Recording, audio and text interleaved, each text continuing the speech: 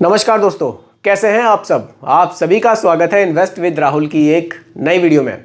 दोस्तों आज की वीडियो में हम लोग डिस्कस करेंगे एचडीएफसी के एक नए एनएफओ के बारे में। देखिए एचडीएफसी म्यूचुअल फंड हमारे देश की दूसरी सबसे बड़ी एएमसी कंपनी है। इसके जो एनएफओज आते हैं वो काफ़ी शानदार हमें देखने को मिलते हैं।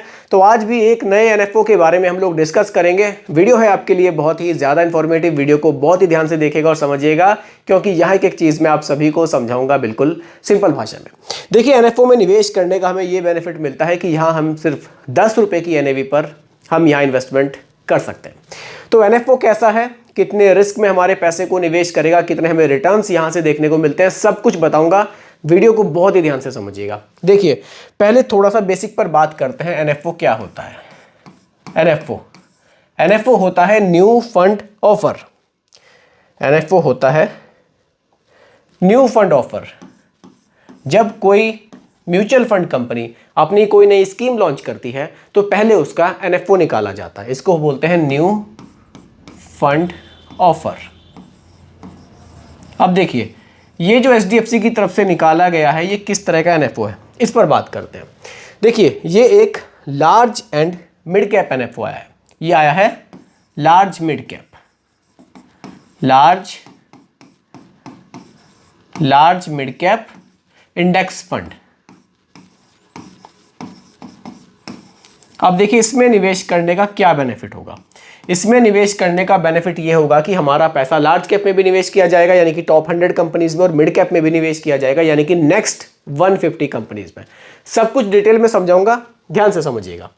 चलिए आगे बात करते हैं। सीधा एचडीएफसी के ही होम पेज पर आपको लेकर चलता हूं। देखिए ये फंड है, ये एनएफओ है हमारा HDFC Nifty large mid cap 250 index fund. अब ये हमारे पैसे को लार्ज कैप में भी निवेश करेगा और मिड कैप में भी निवेश करेगा। एनएफओ स्टार्ट है 20 सितंबर से और एनएफओ एंड हो जाएगा 4 अक्टूबर को, यानी कि अभी भी आपके पास 1-2 दिन बचा हुआ है। आप चाहें तो इसमें निवेश कर सकते हैं। पहले एनएफओ के बारे में थोड़ा सा समझ लीजिए। अगर आपको लगता है कि निवेश करना चाहिए तो आप लोग निवेश बिल्कुल कर लीजिएगा, और अगर आपको लगता है कि नहीं ज़्यादा रिस्की है तो आप इसको छोड़ सकते हैं। और अगर इस एनएफओ के बारे में कोई भी कन्फ्यूज़न आपको लगे तो बेझिझक कमेंट कर दीजिएगा, मैं रिप्लाई आपको ज़रूर करूँगा।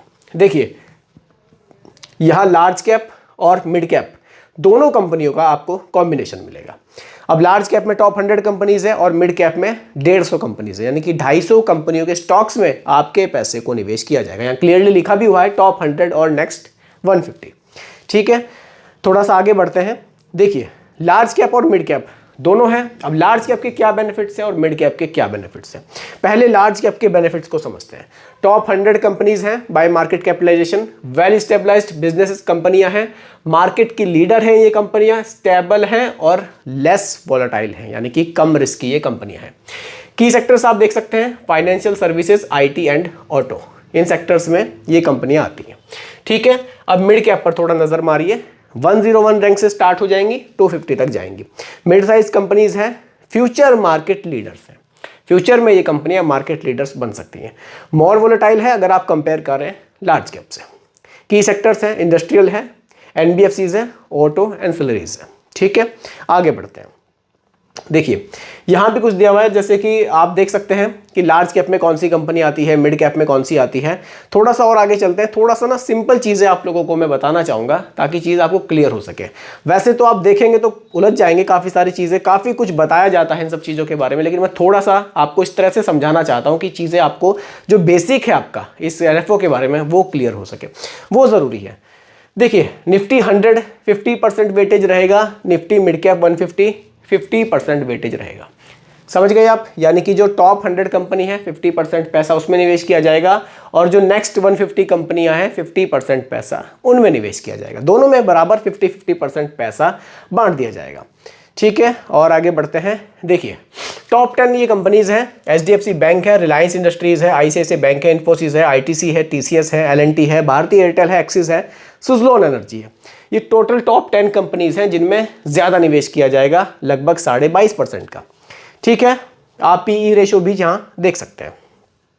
बाकी देखिए कुछ कंपनियां हैं जैसे फाइनेंशियल सर्विसेज है, कैपिटल गुड्स है। यहाँ निफ्टी लार्ज मिड कैप 250 में इसके परसेंटेज दिए हुए हैं, निफ्टी 100 के भी दिए हुए हैं और निफ्टी मिड कैप के भी दिए हुए हैं। कुछ इस तरह से भी यहाँ दिखाया गया है कि कितना कितना % पैसा निवेश किया जाता है। बाकी आप मेन चीज़ पर आई है जो कि है रिटर्न्स। देखिए लास्ट 1 ईयर के Nifty large mid cap 250 TRI जो कि इसका बेंचमार्क है, उसके रिटर्न्स कैसे मिले हैं। लास्ट 1 ईयर में 44 है, लास्ट 3 ईयर में 22 है, लास्ट के 5 ईयर में 25 है लगभग, पिछले 7 साल में 18, 10 साल में 17.5 है और 15 साल में 16% के रिटर्न्स हैं। तो रिटर्न्स इस कैटेगरी ने बहुत शानदार बनाए हैं। जो ये बेंचमार्क है ना लार्ज मिड कैप 250 TRI, ये इसके रिटर्न्स हैं। अब ये जो हमारा इंडेक्स फंड है ये इसी को फॉलो करेगा, यानी कि लगभग इतने रिटर्न्स हमें मिल सकते हैं। तो रिटर्न्स देखिए काफ़ी शानदार हमें देखने को मिलते हैं। पिछले 1 साल में तो 44% तक के रिटर्न्स इस इंडेक्स ने बनाए हैं। आगे बढ़ते हैं। रिटर्न्स आप देख चुके हैं, बाकी ये रोलिंग रिटर्न्स भी आप देख सकते हैं। लास्ट 1 ईयर में 19.4% के रिटर्न्स हैं।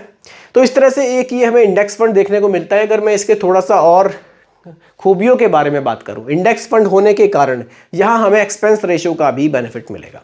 एक्सपेंस रेशियो यहां हमसे बहुत कम चार्ज किया जाएगा।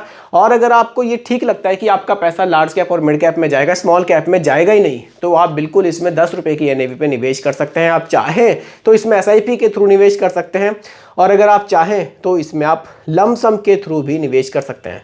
रिस्कोमीटर के हिसाब से देखेंगे तो वेरी हाई रिस्क कैटेगरी में ये म्यूचुअल फंड आने वाला है। कारण क्या है, क्योंकि हमारा पूरा पैसा यहाँ स्टॉक मार्केट में निवेश किया जाएगा।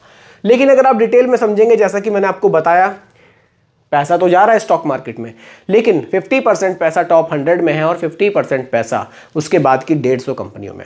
स्मॉल कैप में यहाँ कोई भी निवेश नहीं किया जाएगा, केवल लार्ज कैप और मिड कैप में ही आपका पैसा बांटा जाएगा।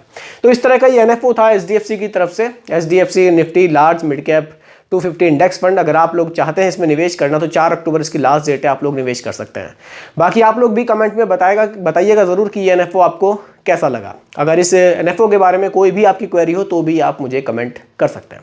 बाकी दोस्तों उम्मीद करता हूं कि टॉपिक आपको पूरी तरह से क्लियर हुआ होगा। फिर भी कोई कन्फ्यूज़न हो आप मुझे कमेंट कीजिएगा, रिप्लाई मैं आपको ज़रूर करूँगा।